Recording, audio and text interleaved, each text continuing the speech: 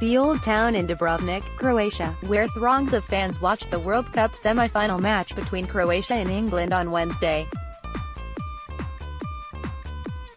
CreditZoran Marinovic for the New York TimesBy. Marc Santora and SurkDUBROVNIK, Croatia, when Croatia's national soccer team scored the goal that took it past England and into its first World Cup final, delirious fans lit flares and burned tires outside the towering limestone walls of the old city in Dubrovnik.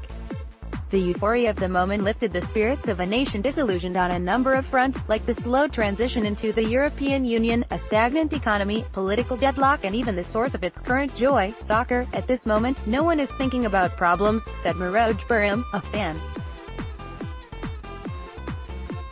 Man, it's almost spiritual. When the World Cup began a month ago, some Croats initially hesitated to cheer the national team because it has been marred by a corruption scandal and exploited as a symbol of nationalism by the country's right-wing politicians. Football became some kind of cancer in Croatia, and before the World Cup, we were divided, said Drazen Lalic, a leading sociologist and political scientist based in Zagreb.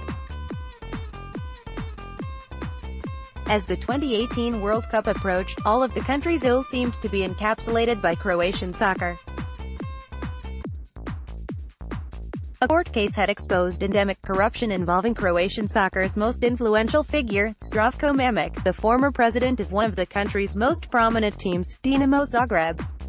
He was convicted on tax offenses for skimming huge profits off the transfer fees for Croatia's top players who joined some of the top soccer clubs in Europe, before he fled to neighboring Bosnia and Herzegovina, where he is in hiding. When Luka Modric, arguably Croatia's greatest player ever, took the stand during the trial, he claimed to know nothing about it. He was widely mocked and murals of him were defaced across the country. In May, he was charged with perjury and could face 5 years in prison. The case turned some Croatians against Mr. Modric and tainted the national team. But as the team advanced in the World Cup, the court case faded into the background. Mr. Modric, who was allowed to play because he has not yet been convicted, has been one of the top performers at this year's tournament, and his damaged reputation in the country has been largely rehabilitated. Modric is the best player Croatia ever had, said Mr. The trial will do its job, but most of the people love him. He is a true captain right now. Soccer and Croatia is so deeply intertwined in the culture, the politics and the war that ravaged the country in the 1990s that the game can be used as a marker for some of the most important moments in recent Croatian history. In 1990, Yugoslavia was unraveling and the ethnic tensions between the country's Croats and Serbs, which the state had kept tamped down, were on full display during a match of rival clubs Red Star Belgrade and Croatia's Dinamo Zagreb. Before the first whistle, rioting broke out at the stadium in Zagreb. While the match has often been erroneously cited as the first battle of the Croatian War of Independence, Mr. Lalic said it did play an important psychological role. Yugoslavia stopped existing when the Dinamo Red Star riot took place, he said. If we can't play football anymore and be in the same terraces anymore, it was impossible to live together anymore. By the time the war ended, 20,000 Croats were dead. In the post-war era, politicians in Croatia, like many around the world, have sought to exploit the success of sports teams and athletes by taking pictures with them, including on their campaigns, quoted them in their speeches and trying to convert their sports successes into political victories. Image fans celebrated in Dubrovnik, Croatia, after Croatia beat England in the World Cup semi-finals on Wednesday. CreditZoran Marinovic for the New York Times. The national soccer team has been used by politicians as a way to rally voters by posing as nationalist, Croatia-first proponents, even as they cut deals with the same minority parties they rail against.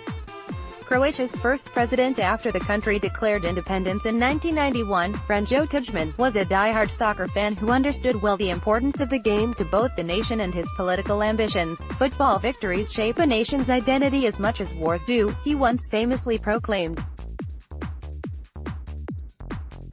His theory was put to the test at the 1998 World Cup in France, the first time Croatia, wearing the now iconic red and white checkered shirt, had qualified for the tournament.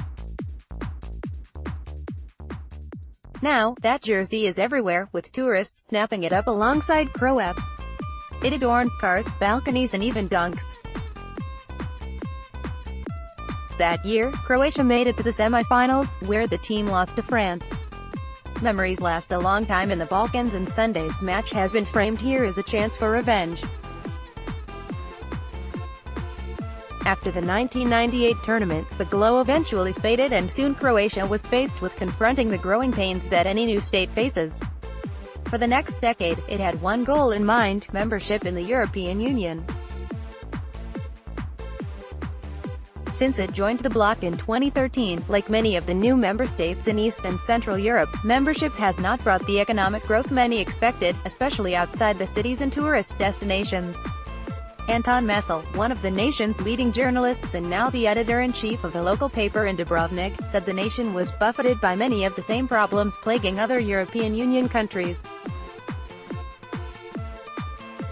But as a small nation, it was different. You know what Italians say when you ask them about their financial situation and the chance of bankruptcy: "We are too big to fail," he said over a glass of wine on the cobblestone street outside Libertas, a famous redoubt for Dubrovnik's artists and writers.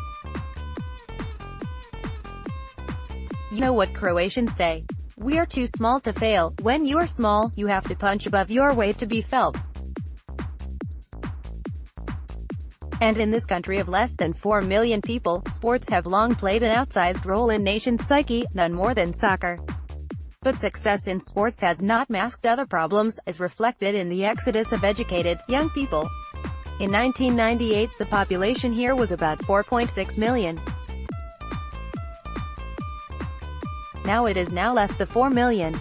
The ruling party holds a fragile majority that needs the support of minority parties, making it exceedingly difficult to govern. Many younger Croatians faced with unemployment and low salaries are questioning the current political and administrative practices and seeking a better fortune in other European countries, said Ida Vidan, a Croatian-born scholar of South Slavic languages, literature and film at Harvard University. And the sluggish economy was shaken 17 months ago when Agrokor, a Croatia food and retail concern that had employed 70,000 people and relied on supplies of goods from 240,000 more from across the Balkans, nearly collapsed under huge debts. As the government committee in charge of the Agrokor bailout negotiated with creditors, the healthcare system was failing and pension funding was running out. The victories for Croatia have not come easily, but that has only made its soccer run that much more powerful. And the cheers across the country have been for more than the soccer itself. It's a convenient escape from reality, of course, and a good dose of optimism for all, said Boris Vlasic, a newspaper columnist at Jutarnji List in Zagreb. Whatever the final result, Mr. Vlasic said, hard realities can wait. There is a match to be played. Marc Santora reported from Dubrovnik, and Barbara Surk from Rijeka, Croatia. James Montague contributed reporting from Zagreb, Croatia.